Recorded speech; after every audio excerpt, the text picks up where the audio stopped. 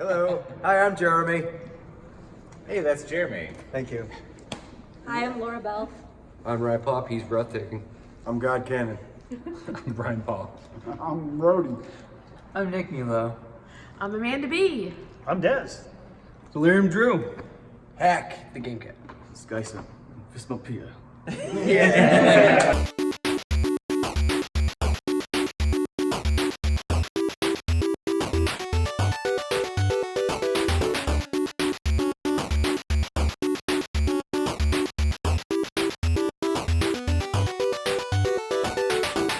This is Viewer Takeover, where we film every Monday night and bring it to YouTube every Tuesday afternoon, every evening, every morning. It really depends on my mood, on how tired I am, and what the heck I've been doing the night before. As always, I'm Brian Paul from this channel right here without Parole, and on my far, far left over there is AJ from PSVR Underground, and also this channel right here. Please, God, when I say hi to you, AJ, have something interesting to say. Hey, AJ. Yo, what is up, man? What up, cats? Everybody.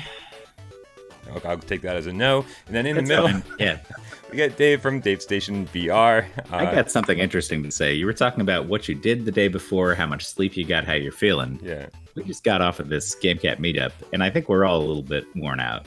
But we made the trip back, AJ and I, and we're ready to talk about some questions, answer these questions.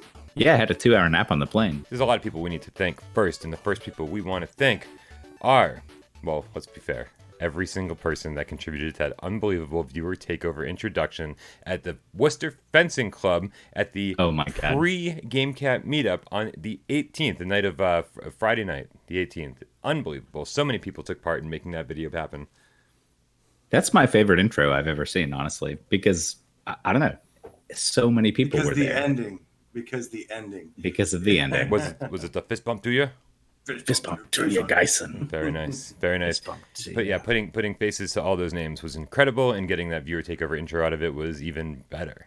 Loved it. Good-looking cats. Some good-looking cats. Yeah, and then I was there too. Yeah, right. Dave was also there. Now that you mention it.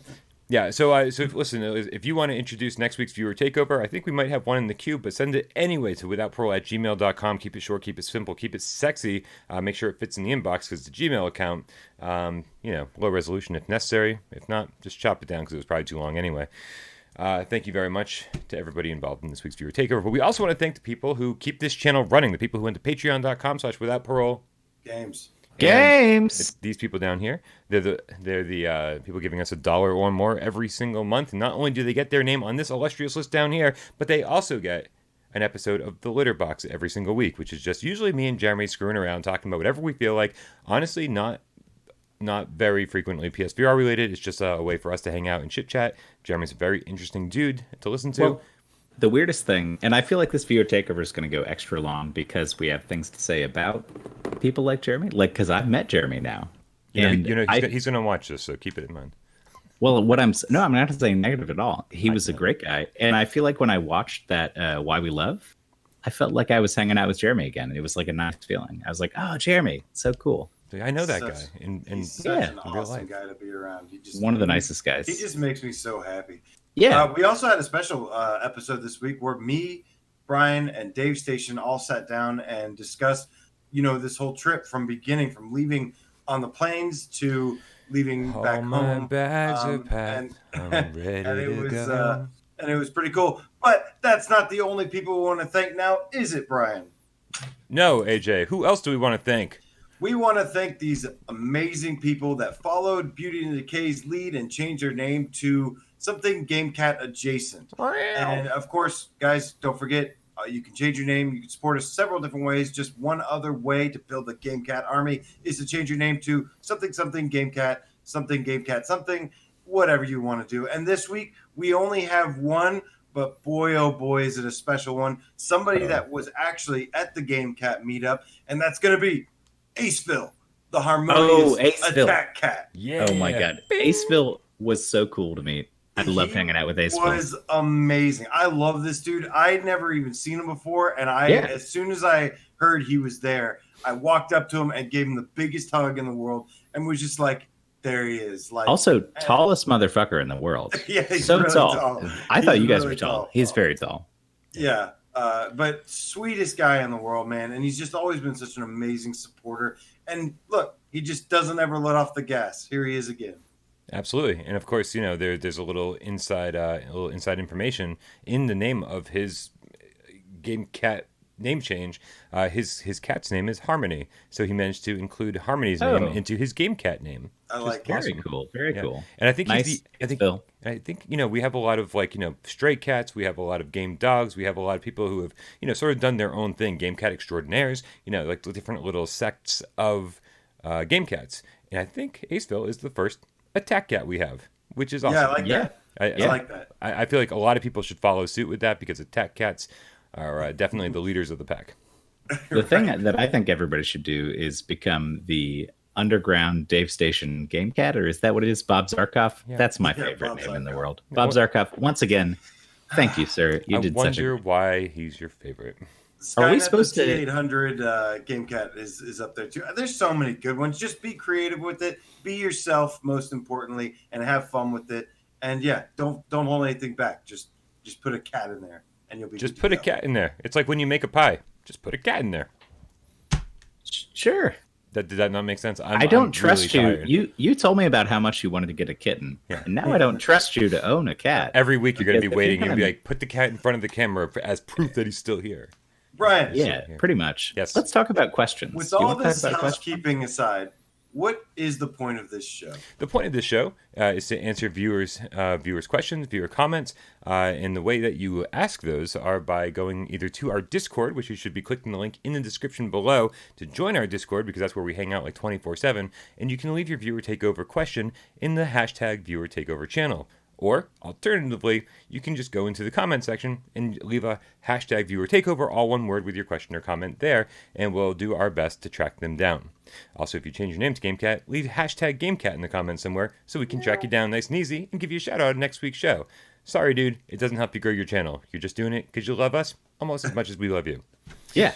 All right, let me read the first viewer takeover question. This one comes from Tristan2K7. Tristan, good dude. Little outdated, as We're my cool as he sprint might be. vector buddies. You know, Tristan Y2K, that kind of shit. Y2K7. This is from the Discord server. It's hashtag viewer takeover. With Oculus Quest doing Oculus Link with PC, do you think Sony would do a similar thing with PSVR, the next headset, with PS5? With the rumors of it being wireless, meaning there is some form of processing performed on the headset, could we be seeing the PS Vita, gotta hope not, of VR? Question mark? I don't ever want to see Vita and VR in the same sentence ever again. I mean, after the first 2 years of its existence.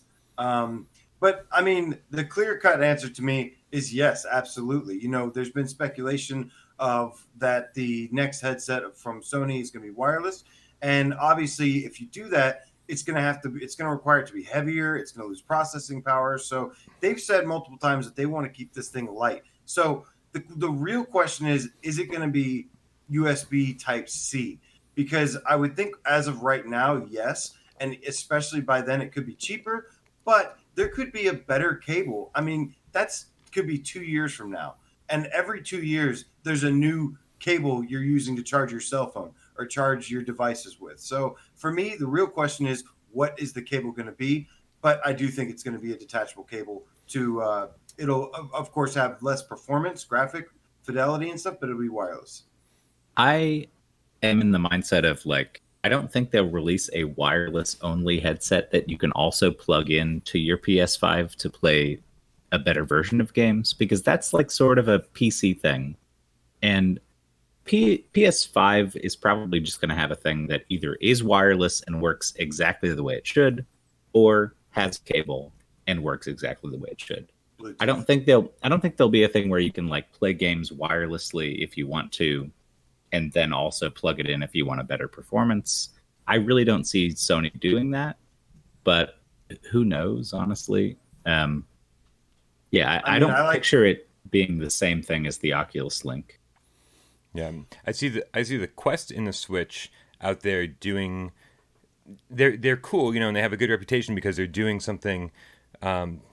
They're doing something different than what everyone else is doing, right? They're cool because they're versatile and they're portable, and you get to use them in different ways than your current consoles and your current VR headsets.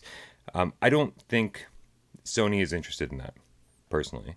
I think Sony is interested in having the most power behind the cheapest but best headset they can possibly make, right? And so I think that they want to keep all the processing power out of the headset, and so that everyone who buys a PlayStation 5 will be able to afford, because that's just extra money that they're throwing into that headset for no reason at all, right? So they want people who have a PlayStation 5 to buy this headset, and so I think they just want to pump as much power as they can into that and get it into as many hands as possible. And I think that's the only way to do it. Keep all the processing in the PS5. I think it's pretty common for console makers or people who build technology devices to sell them at a loss so that they can make money back on the software. Right. Because most consoles are sold for less money than they cost to make, because they know you're going to buy games for that. So they get their money back in a certain way. And I think that'll probably be the case with any of these moving forward. Well, let's hope so, because Sony sold PSVR at a profit since day one. And so, let's hope that they learned their lesson and said, you know what, we need to release this at a little bit of a cheaper price point and maybe take a loss and get it into more people's hands so that the software does sell better. That I think that was a huge mistake. They launched it. It was just way too expensive for the core game. Dude, I spent like $800 on day one. Yeah, you were insane. You did. No, I didn't get a bundle. I went all over town. Like, okay, how much are move controllers? $100. Fuck, where's a camera? I gotta go here, buy a camera, and it was very expensive. Yeah. So I don't see this happening. If it is a possibility, if it is something that they can do and they can do it like reasonably priced, then that's cool. I just know that 99.9% of the time when I'm playing my any video game at this point, I'm not taking my Switch out of the house. I'm not even taking my Oculus, really away from my bedroom. So the fact is like I don't need portability. So maybe I'm in like this kind of different mindset where this isn't something I'm really hopeful for. I'm going to be playing in the exact same place I'm playing my PSVR 1 with my PS4 currently. So, I don't need it to be wireless. I'm not going to really see an advantage there. And I don't think most gamers are either. Well, I think Quest and PSVR 2, whatever they're going to do, approach that accessibility from different angles, because being able to bring VR to your friends and say, hey, check this Beat Saber out. Yeah. I just brought it over to your house, no console, no plugs, just put it on your face, try Beat Saber. That's awesome. But at the same time, compared to PC VR, everybody has a PS4. Everyone will have a PS5. So that makes it easy too, where it's like if you're just in your house, you plug it into your console and it works. Right. So they're two different angles, but I think they both play into overall adoption of VR. So it's all good. I love everything. All right. AJ, you want to take away the next question? Yep. Next up, we've got Joystick Guru, my dude from the Discord, says #viewer takeover like a pro. And he says, if Konami was to sell the Silent Hill franchise, please do it. What development studio would you like to see take the mantle and why? But not counting Kojima Productions. I have a super quick answer for this, and it is Capcom.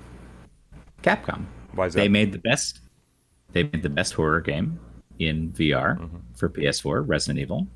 And if they had Silent Hill, I wouldn't be surprised if they could do a good job with it. So I trust them. Either. Yeah, I trust them to put out quality games. They've been doing it for decades. And if they own that franchise and they were thinking VR, maybe make a Silent Hill game in the RE engine, we're gold. I think that's it. Brian? I mean, that is 100% the answer, obviously, because Capcom has made a stunning VR horror game with Resident Evil 7, and they obviously know how to so there's somebody over there saying we haven't been treating this franchise with a whole lot of care, so let's make sure we treat this one with care. So I don't know if that's the new company's stance or if it was a fluke or what happened, but it seems like they're heading in the right direction. But that's not the first one that came to mind for me. When I think about a developer, my first thought was oh, Naughty Dog, right? Let's let Naughty Dog take it, and Last of Us was awesome, and blah blah blah, whatever. Let's make a Silent Hill game in that style. That's a really good answer, right? But here's my real answer, right? And we're just assuming that whoever we give it to is going to make a VR game out of it. That's my fingers crossed answer.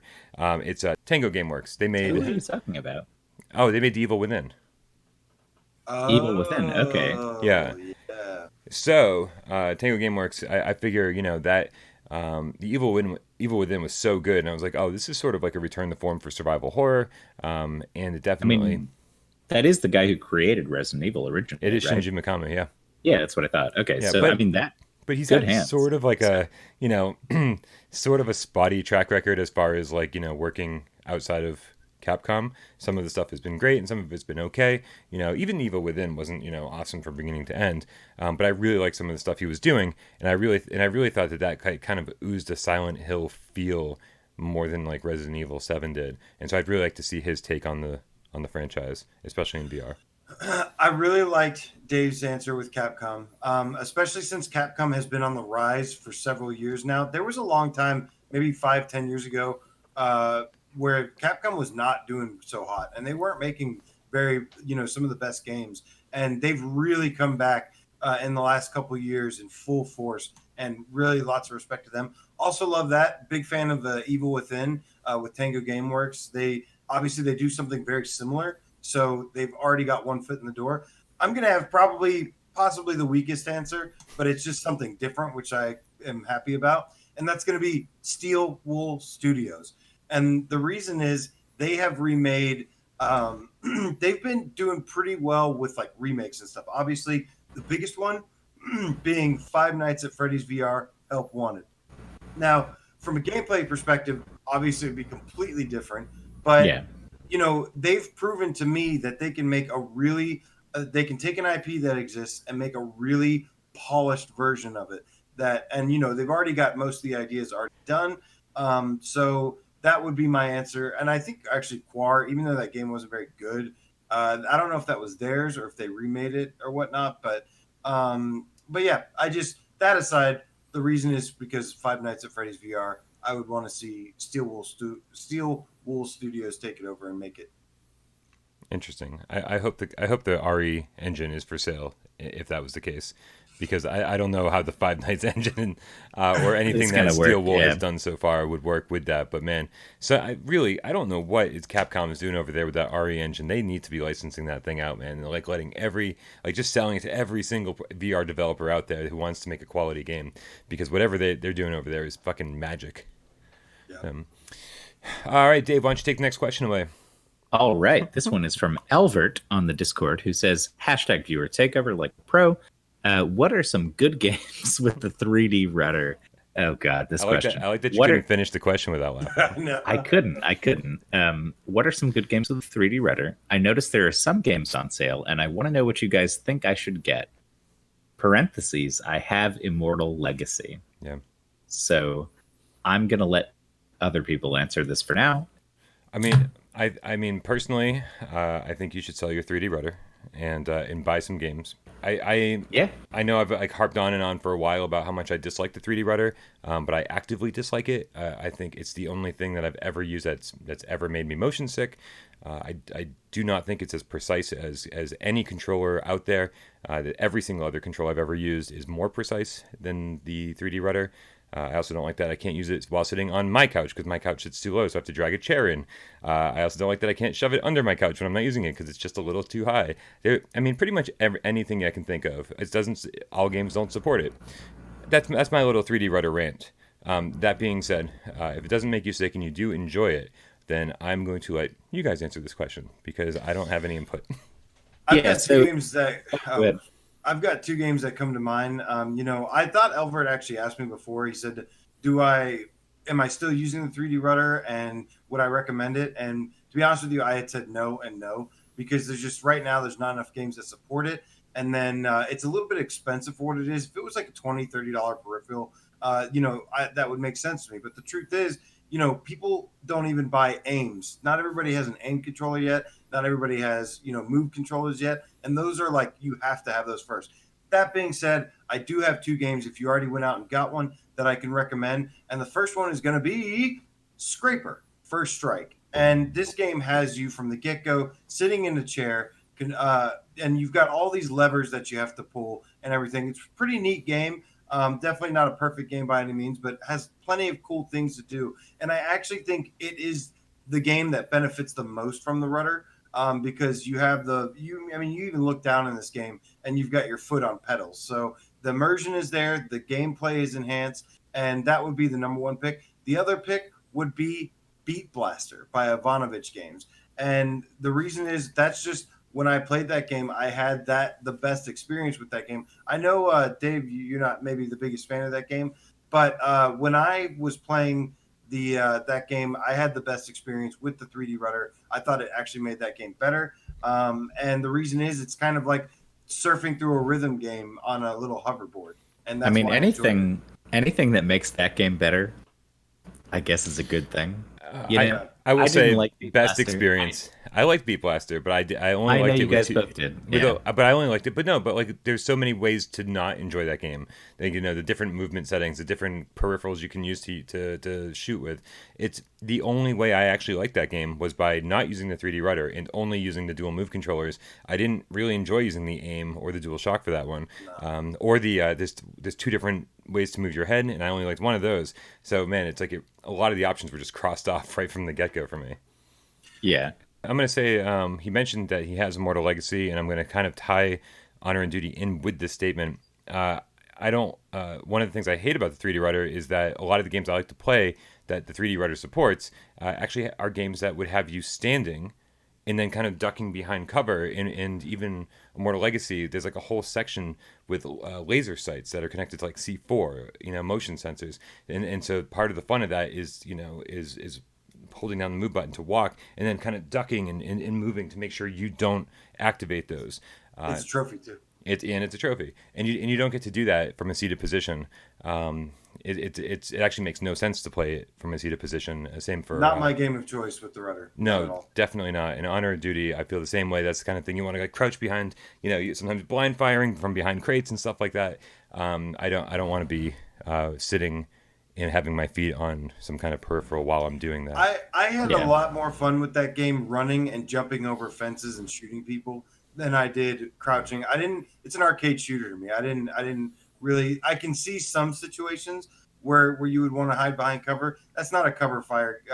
I've never used cover in Honor and Duty. I gotta be honest. I've never once crouched behind anything in Honor and Duty. See, when I started playing, that's probably why I'm dying all the time when I play. But yeah, no, when I started, I was definitely just right. I'm dying every 5 seconds. This is so much fun. Run out and shoot a bunch of people. Die. Run out and shoot. And the more I played, the more I started using a little bit of stealth, and I found it to work really, really well to my advantage.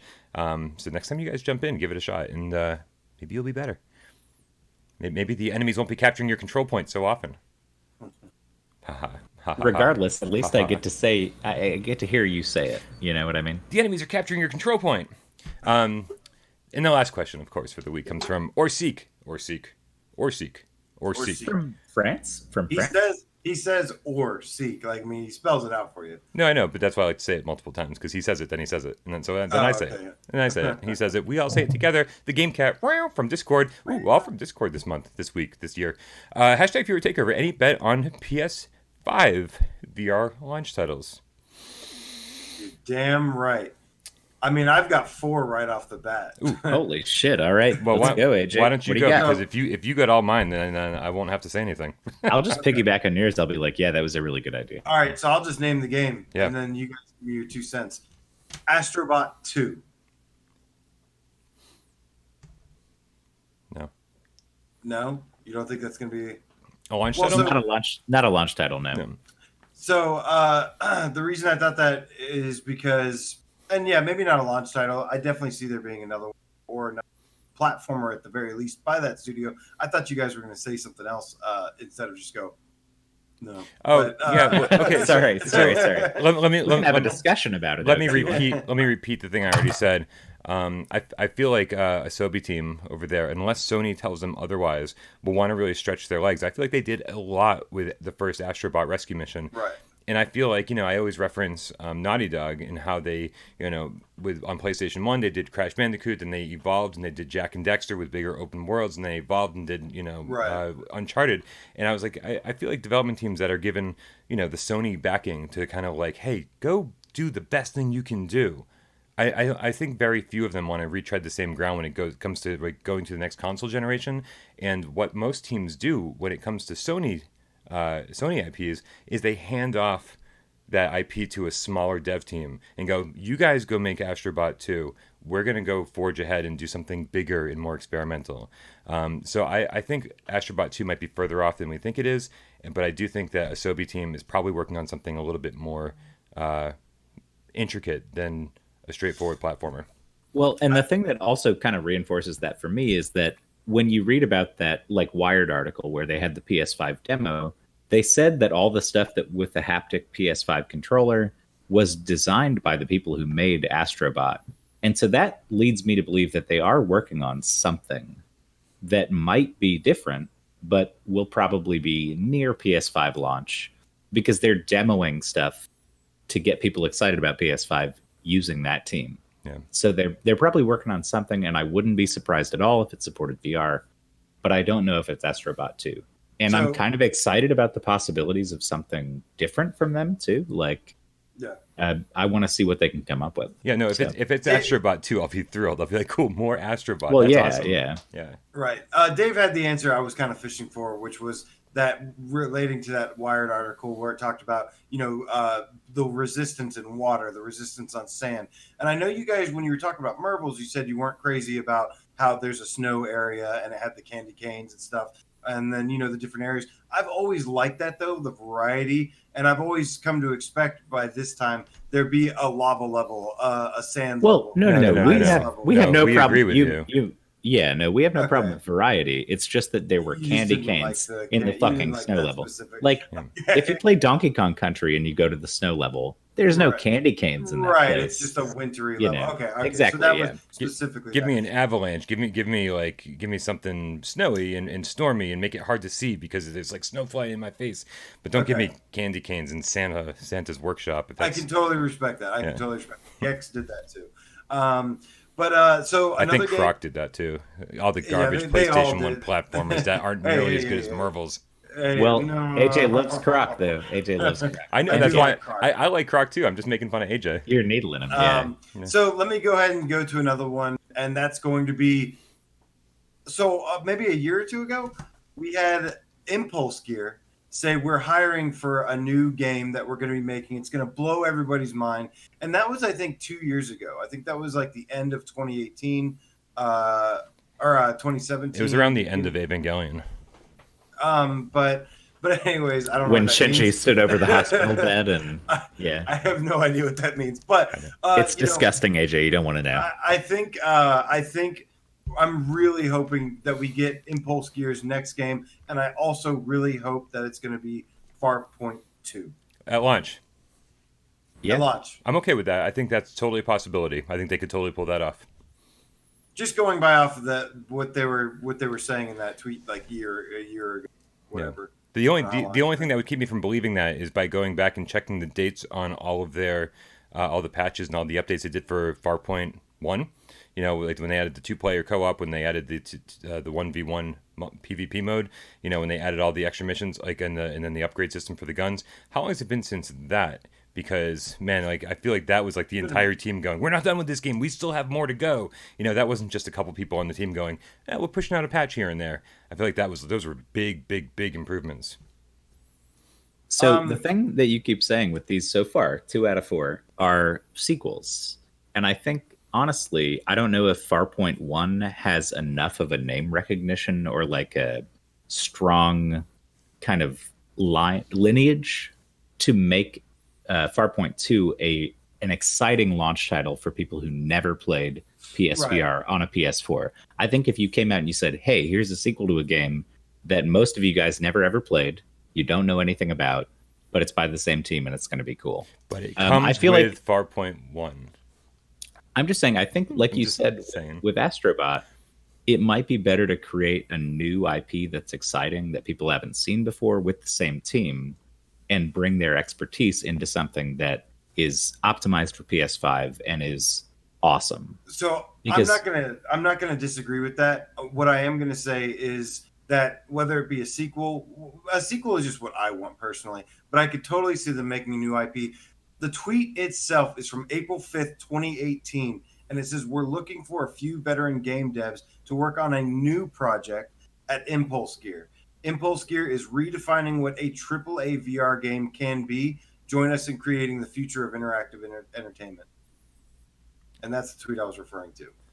What's your next game? So the next game is going to be another sequel. Okay. I'm definitely going with sequels here. Yeah. Going to be Moss Book 2. These are kind of biased. These are kind of just what I want to see. But, when Moss first came out, it was a PSVR exclusive. And I was like, my God, this is the new platformer, Idol or whatever, that like the new mascot for PSVR. And of course, later that became Astrobot. But before Astro was Quill from Moss. And, they've already said that they've been working on Book 2, that they are trying to experiment with what Brian is kind of looking for in a 3D platformer. And that is... Nudity? No. What is Moss Book 2 going to add that I want to see in a VR So game? they said that they've been exploring with more of a 3D, like instead of a, here's a page where you can't move anywhere, that it's actually more of like an open world, more similar to an open world, kind of like a Zelda Majora's Mask or Super Mario 64 kind of world where the camera follows it around and, it's a 3D space like that. I feel like I'm disagreeing with everything you're saying, and no, I'm not disagreeing with. I'm just as far as like the launch title question's concerned. I feel like we're going to see Moss. Like 2020 is very, very empty right now, as far as PSVR games go. We're starting to fill in the rest of 2019 pretty well, in like the very early parts of 2020. But man, there's like from March on, we don't know too much about what's happening on the current PSVR. And I feel like this is one of those games that would be an absolute perfect must-have game while we wait for PlayStation 5.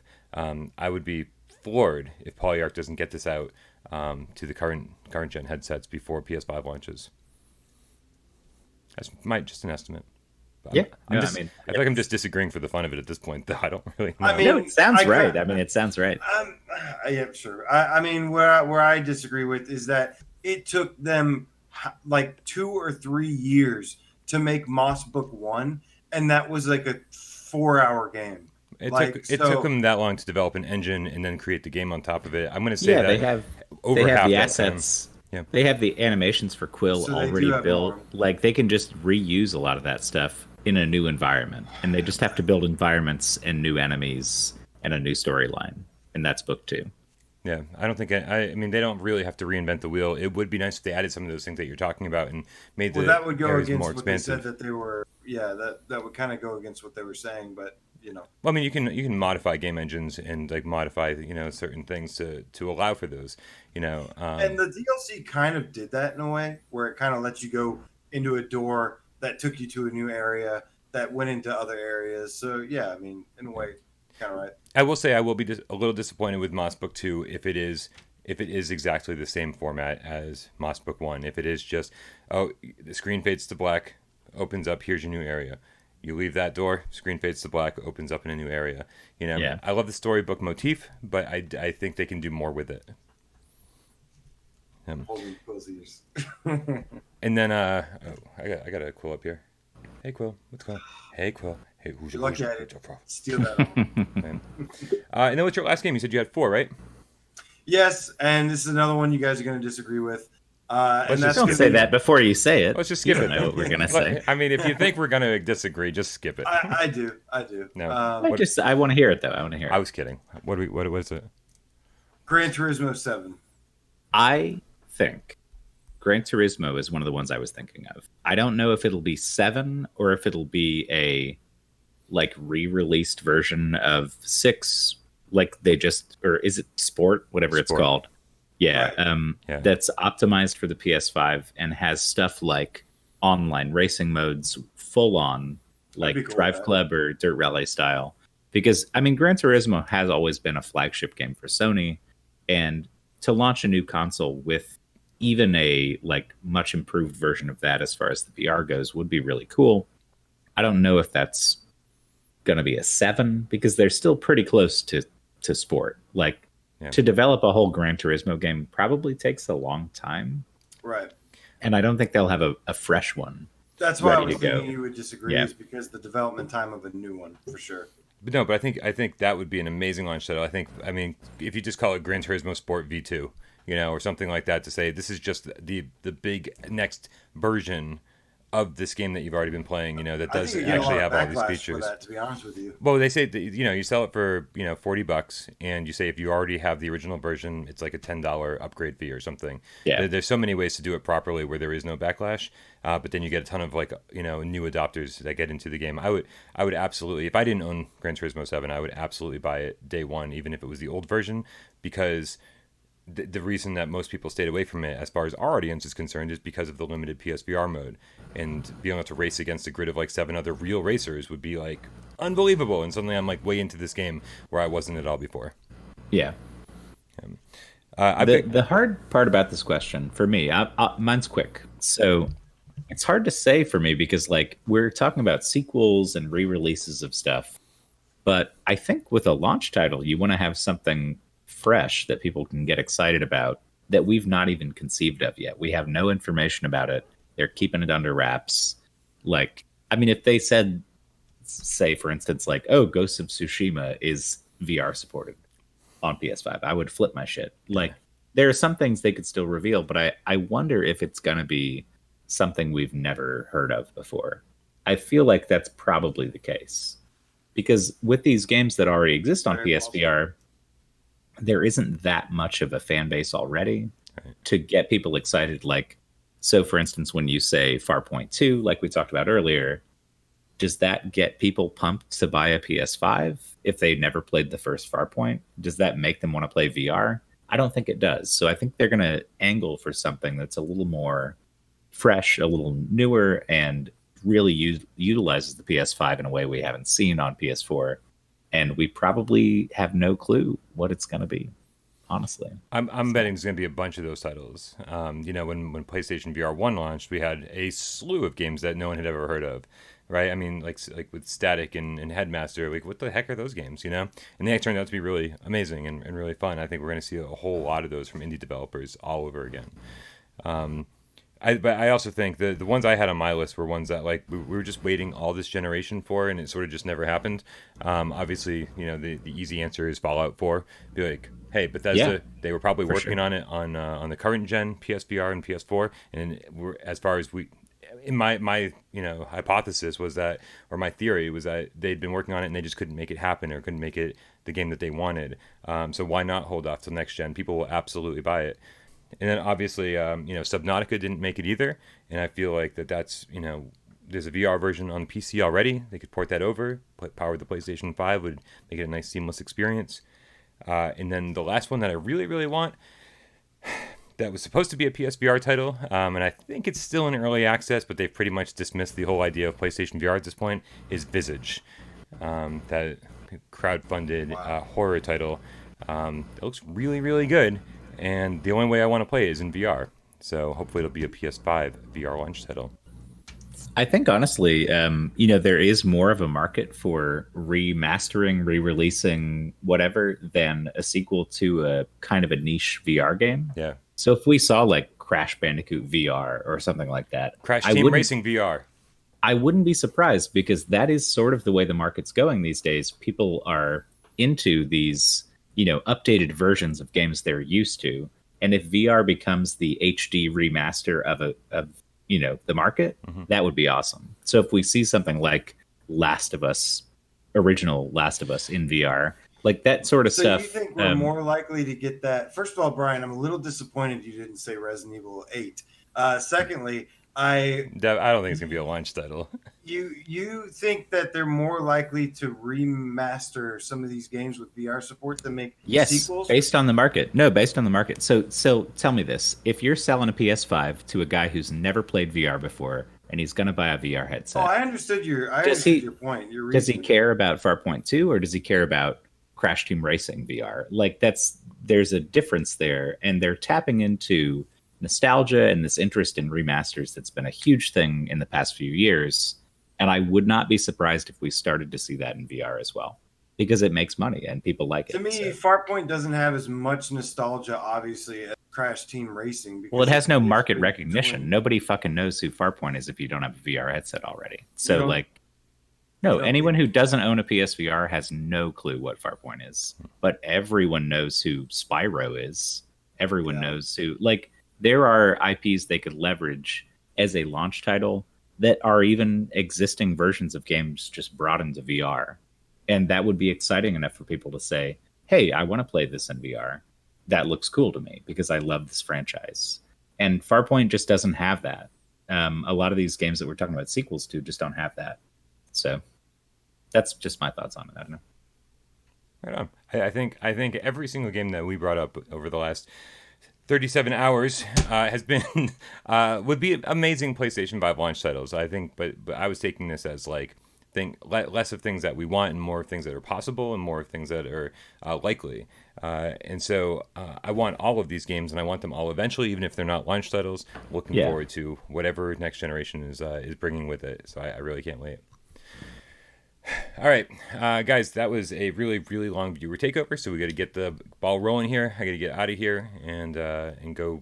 I don't know, do something. I've got a lot of stuff to do. But anyway, for anyone who has not seen the Litterbox episode where me, Dave, and AJ all filmed in the same room and talked about the Game Cat meetup, make sure you head on over to patreon.com/withoutparole. Games. There we go. And hook us up with $1 or more every single month. It's probably the most interesting litter box we've had in a while, only because of the change in cast. But I promise you that every litter box is somewhat interesting to some degree or another. And for just $1 a month, hey, show us how much you love us, because I promise you, love you more than that. Make sure you subscribe to my channel right here without parole. Make sure you subscribe to Dave Station VR over at Dave Station VR on YouTube. You search for Dave Station VR, it'll pop up. Also, AJ, although being part of Without Parole, also has his own channel, PSVR Underground. Pops right up when you search for that on YouTube as well. So make sure you subscribe to his channel. I don't know, guys. I got a lot of sleep ahead of me, so I want to stop this as soon as physically possible. I think we all do. Yeah, guys, I'm so glad you made it home safely. I can't believe we're doing this literally like hours after I just saw both of you. I'm very happy that we're all safe and comfortable in our own homes, and then we'll get back on our normal schedule as soon as possible. That's it. That's viewer takeover. All right. Love you That's guys. viewer takeover. That's what we call it. We love you all.